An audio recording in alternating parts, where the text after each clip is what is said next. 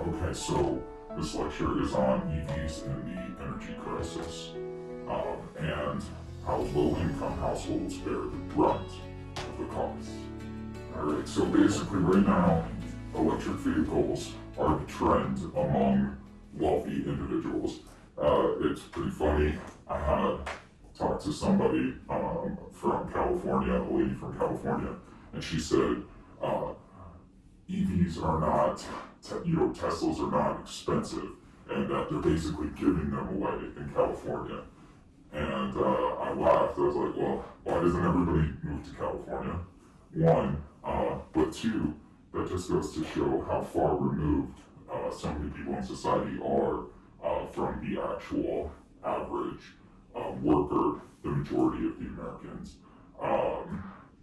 Not saying like workers, like as in a communistic approach, because I'm not, but a communist. I'm not a communist, that is. But just from the average people. So EVs are the trend among the wealthy. Nobody is saving the world with an electronic vehicle. They're not cheap. They're expensive. Just like when the Prius first came out, it was an expensive car. It was almost like, the Prius was the first Tesla. It was like $27,000, which was expensive, very expensive at that time. And you can get a regular combustion vehicle for $14,000 or less. Even up to, $18,000. That was a pretty good price. But we'll talk about that eventually. We'll get into inflation. Right now, if EVs were such an affordable and cheap car, then how come BMW is making them? How come Porsche is making them? How come Hummer is making them? These are not affordable vehicles. They never were. If I was going to say, if Mercedes is making an EV, that automatically gives the signal to every consumer in society that this is a luxury item. You can buy a Tesla in plaid. It's so funny because in order to identify it as a plaid, it's just this little tiny emblem on the back of the car, or somebody will get a personalized license plate that says plaid, as if that's so awesome. It's so funny too, because in the intro Fallout, it's like Corvega, no electronics, it's all EV. It's like $200 million vehicle if you watch the intro to, I think, Fallout 1. But anyway, it's the trend, it's the rage to do. So it's like your new designer purse, right? You have this Louis Vuitton bag, and you're gonna go out and, you're that type of consumer. Price really isn't an issue for you. You see everyone on the block is getting an electronic vehicle, so now you're this consumer, I picture like this, household, mom or something, maybe a little plastic surgery. She goes and she's like, I'm gonna get the newest and greatest thing. I'm doing the right thing. This is the right thing to do. And you purchase the EV, and she goes out and she purchases the EV, the Hummer, and then takes it to a gas station and tries to put the gasoline filler up into the EV charger. And she never understood, she never knew that she bought a vehicle that you have to take to a different type of charger. And this is the sort of craziness that we see in today's society. I won't necessarily call it modern society, because then that would have a different connotation. Let's just say in today's society, which is more like a carnival. So EVs are not zero emissions. So when you see a label on an EV that says zero emissions, let me back up for 1 second. Even though there are some vehicles that fall into the affordable category for an EV, overall, when you calculate how much goes into charging them and time spent, which time is money, every minute that you're doing something, you're trading off the next best thing that you could be doing, which could be more productive income. This is one of the reasons why I haven't been able to game. I look forward to the day when I can game again, but it's hard for me to sit there and game when I have so much to do and I'm trading off, the next best thing, which is probably making money, whereas gaming doesn't make money. People make money gaming, but again, lifestyle choice, not probably something that I am, whatever. So EVs are not zero emissions.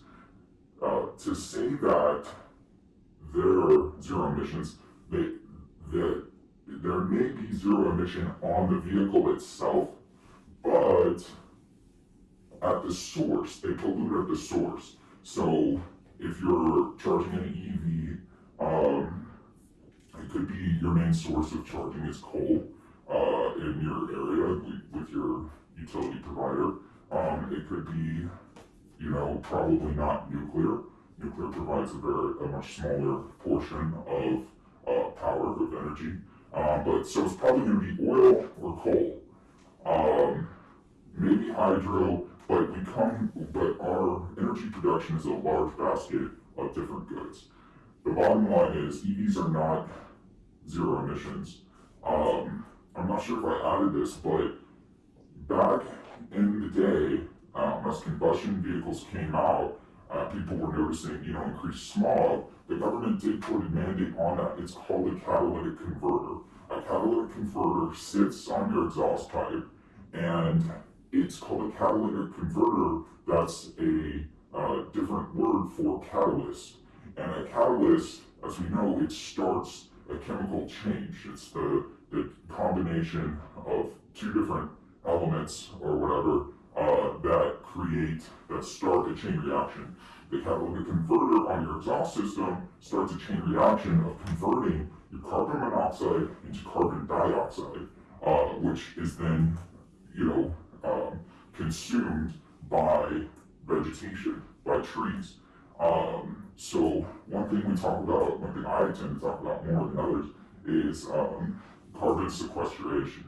So carbon sequestration is where you're utilizing trees that absorb the carbon out of the air and collect it in the tree. It's a carbon thing. So if we have more trees, then there'd be more carbon sequestered. So if you want to save the planet, plant a tree, right? That's where the whole tree hugger thing comes from. But the thing about it is that it's not really feasible. It's not going to work. So a lot of the carbon gets cleaned out of the air by the ocean.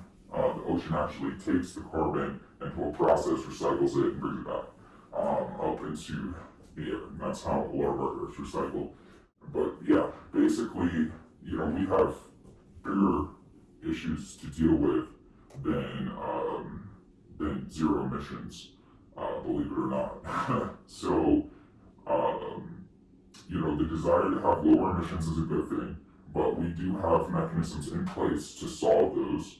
When you see white smoke coming out of a power plant, that's just water vapor. We have engineers that have designed methods to best control these negative externalities. If you don't want to have any negative externalities, then I suggest that you stop sitting on the pods, because no matter what, you're going to have negative externalities. Everything has a cost. If you want to eat something good, it's going to come out later, right? So there's no such thing really as no negative externalities. And how we balance that out is the question. So, okay, alternative energy is expensive. You can talk to anybody in the energy industry, especially among some of the regulators. There's people out there who have jobs just to monitor and regulate the energy companies. Unfortunately, who are they regulating? Even if they come up with these brilliant studies done with undebatable, the person who's ultimately making the decision is going to be a politician.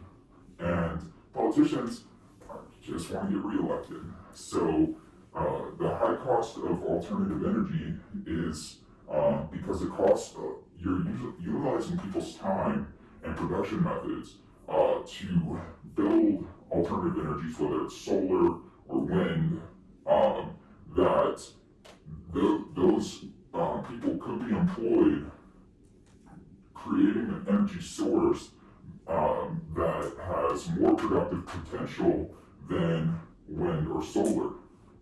Wind and solar have issues.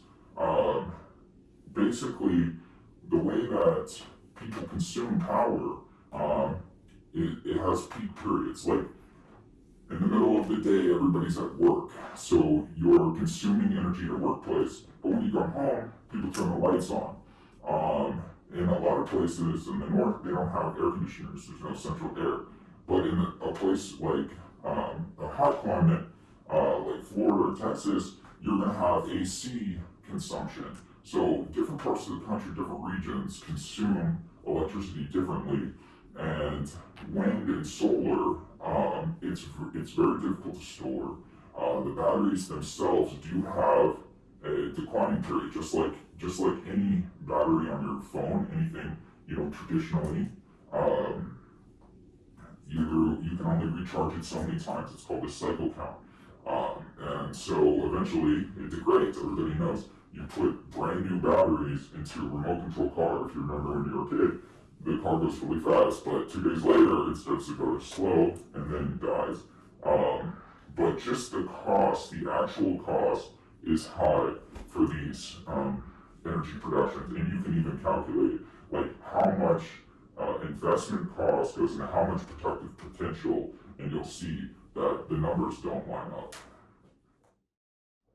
Most energy production is still traditional, so we're talking coal, oil, and gas, and nuclear.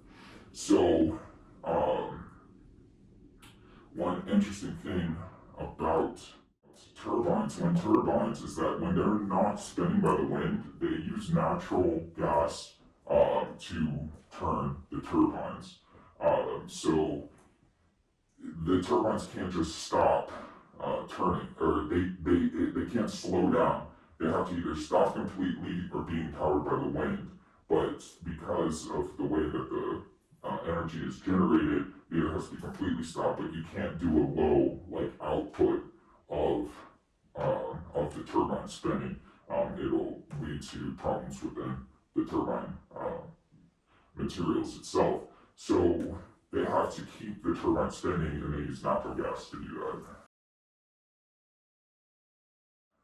So yeah, I think I'm going to hit a graph here on where our energy resources come from. And until maybe about 15 years ago, alternative energy was not uh, a major input, because people knew this is a dumb idea, don't invest in it. It's going to be problematic. Unfortunately, certain interest groups and people who want to finance things decided to go ahead and move along with some of these plans. The government decided to subsidize them, which made them appear as viable options, but the long-term cost is borne by the people. Now, there hasn't been any new nuclear facilities built since basically like the mid 20th century, the 40s, the 50s, and 60s. Literally, I've talked to nuclear engineers that work in these facilities, and literally most of them are retiring. So if you do want to get into a good business, nuclear is a good place to go potentially. Okay, there is a problem with that.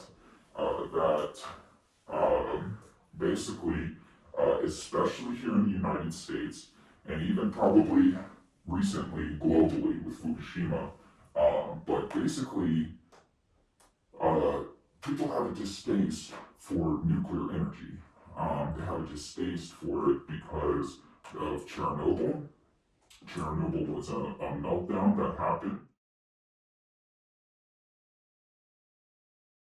Then we had the 3 Mile Island meltdown. Okay, and it turns out that both of those facilities were created by the same engineer, and there was faulty engineering.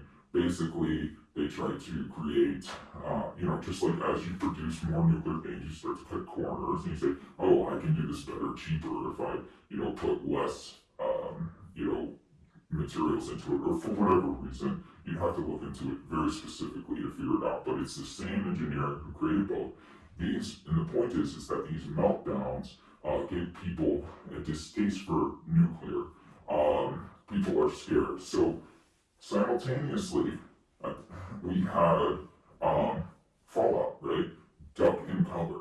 Okay, so duck and cover was this trend that happened during the Cold War, where basically we're afraid, Russia's communist, who is friends with another communist country, Cuba. Cuba's going to get the missiles, or they're going to send like a secret submarine. And because why do they have to do it? Because there's no intercontinental ballistic missiles. There's no missile that you can shoot from Russia and it's going to make it to the United States. Because one is probably going to get shut down. Two, they just don't have that you'd have to make like a spaceship. It would be very powerful. So back then, at least, you would want to get the missile on Cuba, and then you could shoot to Florida. And so there was this trend that schools used to do called duck and cover. It was like a drill where kids would jump under the desk in the case of a nuclear incident, just like you have tornado drills, fire drills, whatever, evacuation drills. Now I think they have probably, which would be really scary and traumatizing, active shooter drills. But this led to a distaste. Plus, there's this fear of how do we dispose of the nuclear components that are left over when we use them for an energy source. Now, there's nuclear subs out there right now running on nuclear power, and there's different nuclear plants, micronuclear plants that are being used. But these aren't in production in the United States. They have they're not in production to the energy sector, so there's no application to our conversation right now. But disposing the nuclear waste is a fear.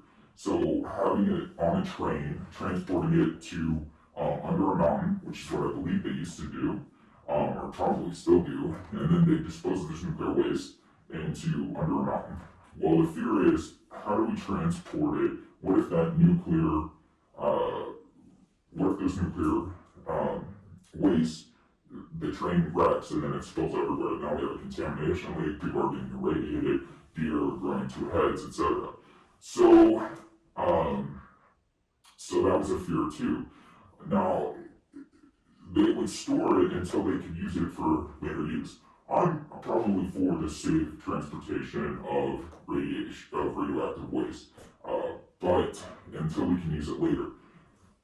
Uranium-235 can be broken down into plutonium. Plutonium, I don't know if I got the numbers right on this, in more of an overarching perspective, but you can basically break down nuclear waste and reuse them in another nuclear reaction to create more nuclear energy. The problem is it's very expensive. So, but the thing about nuclear that's good is you're not putting that carbon into the air that you are from oil and gas and coal. So it's clean. All we're doing to create energy, guys, is basically we need some sort of force that turns a turbine. So whether it's water, geothermal, that's a good one. It's these natural, water spouts or steam spouts that you can put on plant on top of. It'll channel that force into to turn the turbine. Water turns the turbine. Wind turns the turbine. Burning gas, burning coal, a nuclear reactor creates heat, and then now there's two different types of nuclear reactions. You have nuclear fission and nuclear fusion. Fusion, you bring the molecules together. Fission, you separate them. Fission goes boom, fusion, and melts down. So we do have the engineering and the scientific skill to do that. Now, Fukushima, happening in the past, 15 years, 20 years, an earthquake broke up the nuclear power plant and caused a radiation spill into the water in the Pacific.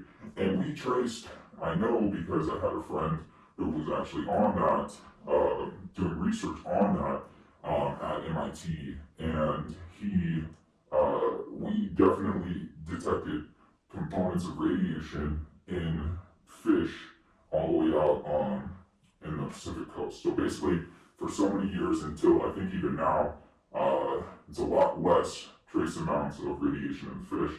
But yes, the fish were radiated. You didn't want to eat the fish from the Pacific. And you don't want to eat fish from a farm either. That's gross. So basically, Atlantic salmon. Everything has a cost, right? At the end of the day, you can walk out the door, something bad can happen to you. Okay, so with EVs being such a trend in the market, the demand for energy increases. Very simple. EVs need electricity, you need to power them, you plug them into a wall, now energy has gone up. This is a new demand from the normal growth rate of society, and we can typically predict the upswing. But now there's been a recent surge, relatively short period of time, in demand for energy, while supply has remained the same. Like I said, there's no new energy plants, nuclear plants being built. There's not a whole lot of new coal and oil plants being built either. People have distaste for that, so everybody's moving into the green gas, the green energy field, which is not an industrial viable option. It doesn't produce energy that could like run a plant or a turbine. Now, you want to put energy on your own house and create your own internal energy system, which is something I'd like to do, is pretty cool. But as far as the industrial process, we're talking about powering mankind, not just you and your own little world.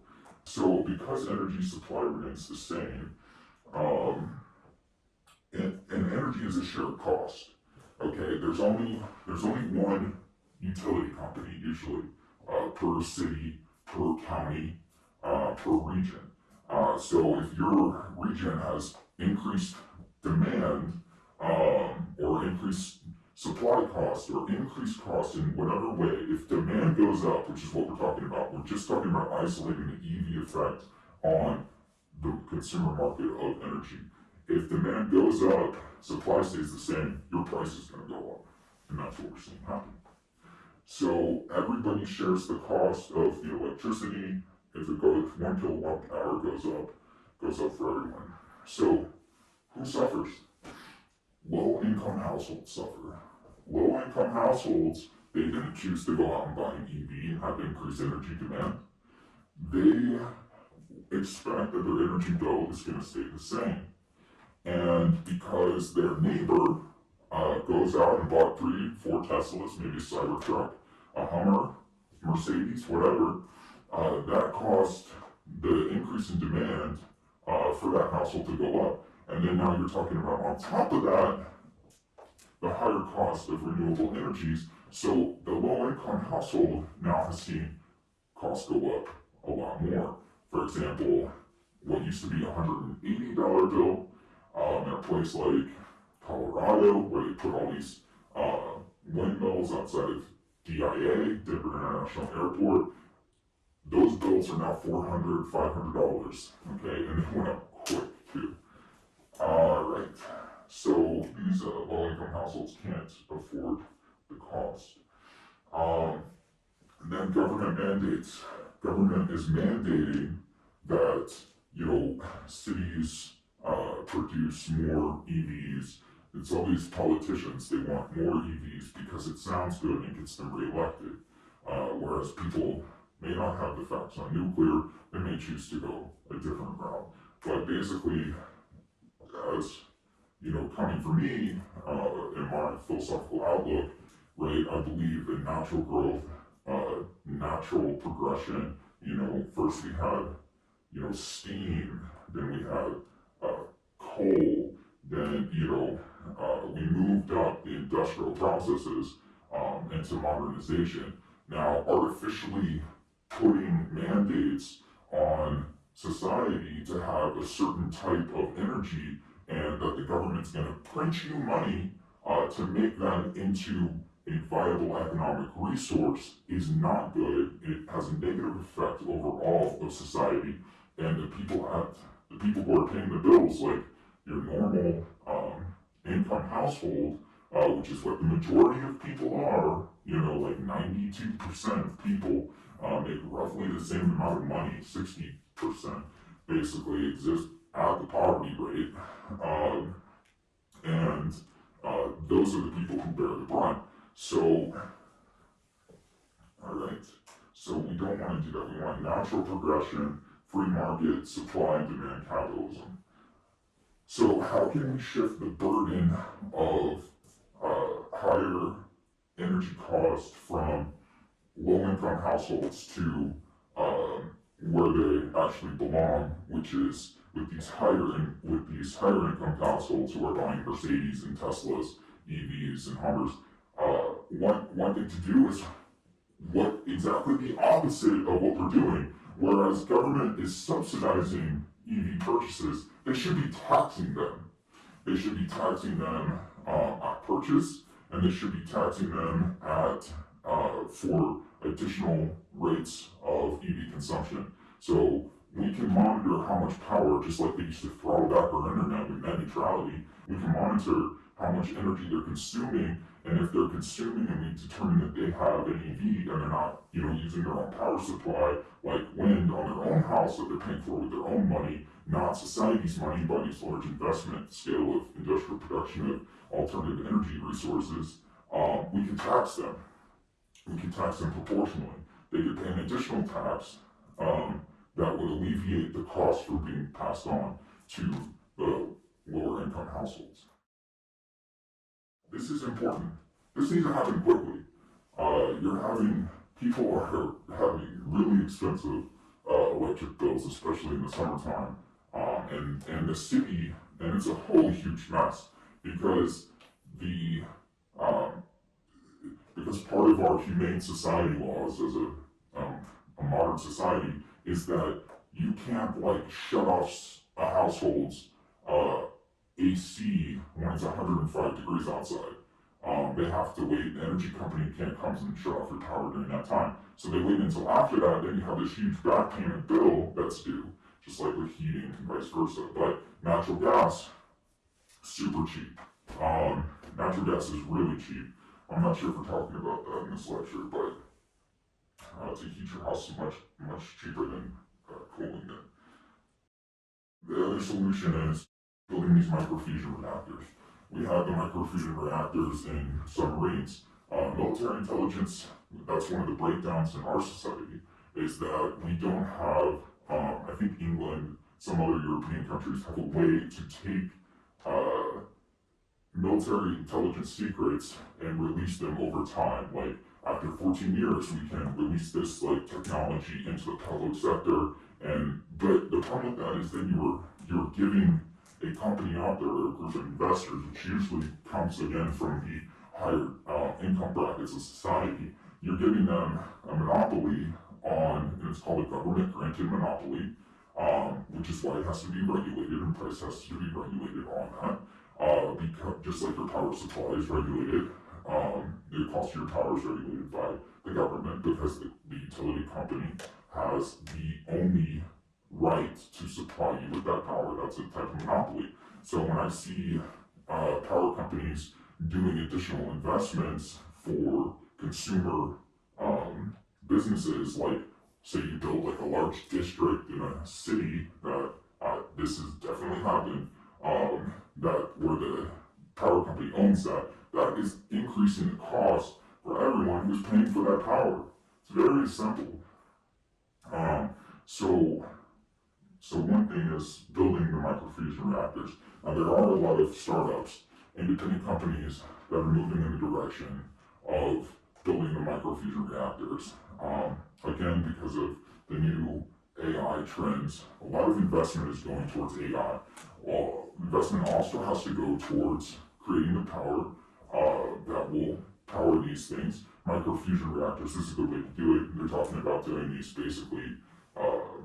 reactors the size of a semi-truck and putting it on the plot of the land in the middle of the country, accessing your deep water reserves. You'll recycle that water. Once it turns to steam, you'll go through a catalytic process, return it to water, making it more steam, bounce it off of basically a radiator within the reactor, spin the turbine, create energy, and